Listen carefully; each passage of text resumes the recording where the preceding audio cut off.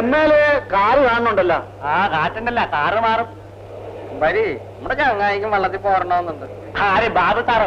ആ വേണ്ട വേണ്ട, കടൽ ചൊരിക്കിന്റെ വാളടിക്കും സാറേ. അത് സാരമില്ല. സാരമുണ്ട്, ഞങ്ങള് വള്ളത്തിൽ പോയി മീൻ പിടിച്ചുകൊണ്ടുവരാം. സാറ് ഈ കരക്കിരുന്നാ മതി. എന്റെ കുഞ്ഞുമോനെ വന്നതുപോലെ ആർക്കെങ്കിലും ദണ്ണം വരികയാണെങ്കിൽ നോക്കാൻ ഒരാള് വേണമല്ല.